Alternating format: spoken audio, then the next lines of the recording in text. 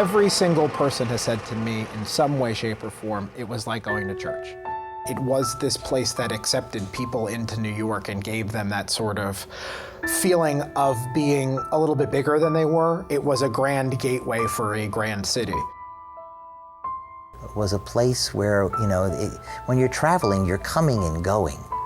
And when you get to come and go, the original Penn Station, in such beauty and elegance, you feel good. You feel appreciated. You feel a sense of value just by being in something that's so luxurious and elegant. It was the gateway. This is the entrance to New York. Everybody who comes to New York comes through Penn Station and sees this. It gave people a sense of esteem and a sense of pride.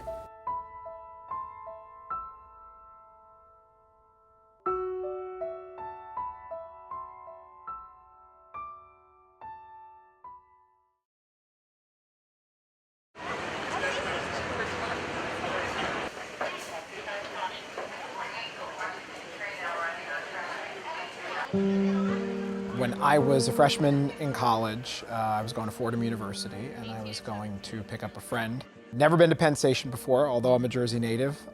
Never had the pleasure of going through the station. I was lost hopelessly. And I wandered onto the Amtrak concourse, and I saw on the concourse a picture of the old Penn Station concourse. And I thought to myself, oh, this must be Europe. It's beautiful, it's majestic, and wish I was there now and not here. And then I moved in closer, and I saw that it said New York, Pennsylvania Station, 1910. So that's where my fascination began with Penn Station. I came upon a book called The Destruction of Pennsylvania Station, and it was put together so dramatically that I saw a story in there. And so in 2002, the story came together of the Eternal Space. That's where it all started. This is really a three-person play, and it's a beautiful metaphor about loss and death, in that the three characters are the station itself, which is the terminal patient, the one that's dying, and then the lover of that patient, who is Joseph, and the doctor or the surgeon that's there to sort of ease that patient on into their final transition as Paul. When the demolition of Pennsylvania Station started, the public outcry wasn't great, but they realized as the demolition was going forward that there was a huge mistake, and the public regretted it. Pity to take part in such a monumental act of vandalism. Just the job. I'm sure. Why the camera? Photograph monumental acts of vandalism. Well, you've come to the right place. I work in the right place. The play has two characters in it, one of which is a construction worker, photographer, who is documenting the demolition of the station as he's sort of helping to take it down. The friendship story is, it's fiction out of nonfiction. So the unlikely friendship never happened, but there is a gentleman who is a photographer, and all of the photos you actually see around him, all around you, are all his. And then there's an English teacher who is trying to save the station. These two characters are sort of symbolic of the two types of ideologies that were going on in the 60s. They've come together in this great Beaux Arts example of architecture to sort of butt heads over the old and new, basically. Your generation is trying to make sense of growing up during wartime. When a bomb can level whole cities in a matter of moments, why care about the largest and most beautiful train station in the world? Why not replace it for a cement flying saucer, for a sports arena? Think of the job this project created. That's what's important now. Well, my character represents standing for time and beauty, and not destroying things out of the illusion of progress. I think that the only thing I really want an audience to come away with when they see the show is that it's not just a Penn Station play. It's actually about the importance of friendship and two people becoming good friends through a circumstance. I mean, honestly, who the hell cares about any of this? An entire generation to stand to learn from the colossal mistake that we're making? No, Joey, entire generations of people will never even know this place existed. That's exactly why you need to take those photos. The Pennsylvania Railroad was losing money. They were on the verge of bankruptcy. They couldn't afford to keep Pennsylvania Station clean or basically maintain it, period, end of story. The announcement was made formally that the Pennsylvania Railroad would redevelop the station and the Madison Square Garden Corporation would take the space and use it as a sports arena.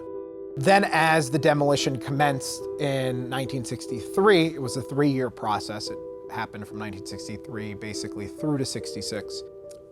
People sort of realized this was a mistake. As the station came down, I think they realized that this station meant a lot more to people, and people regretted what was going on. And then by the time the newer redeveloped station opened in the late 60s, people really sort of were not happy with the product that they got. Photos are really what has kept the station alive. When we did the production, I insisted from every reading and every iteration that the photos are front and center. Brad Peterson was our projections designer, and he did just an amazing job through these old photographs, compiling different parts to really create locations because it's not like we have just one photograph and we just put that on the stage. He actually has had to go through and find pieces of different photographs to help recreate just one room so that we get that full environment feel. The set is designed as sort of a blank canvas, which is all projectionable surface. And so by using 6 separate projectors pointed at each of the surfaces, you can build a whole entire room of Penn Station.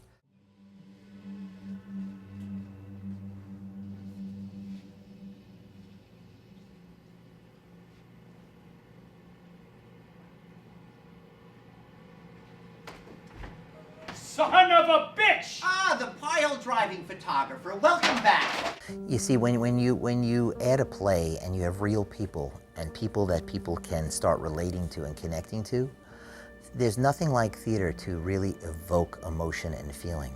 I think that people learn more by being immersed in something that's going on at the time. I think you pick up the clues of why was the station being demolished? What was the process like? How long did it take? That's all given to them in story form. So I think by making it a play, it gives people a very relatable point and a way to incorporate the feelings of the building into the relationship, and they get merged. And so it becomes much more powerful. Perhaps you're right. I fear, Mr. Abbott, that after all these years on a multi-million-dollar demolition initiative, I may be losing ground in our argument. What gave you that idea? The giant arena they're building on top of us? Oh, do I hear defeat? I think the story between Paul and Joseph will always be relevant because there's always going to be somebody who's sort of scared of change. There's always going to be somebody who sort of blindly goes into change. And what I hope the story tells is that there has to be a balance, that we have to nod to the past but also look to the future thoughtfully. And I hope that what happens architecturally and preservationally in New York always sort of has that feeling behind it. And the space, well, building all this new garbage around the Eternal, so the container may change, but the same space is inside. Nothing fleeting about that. It's still here.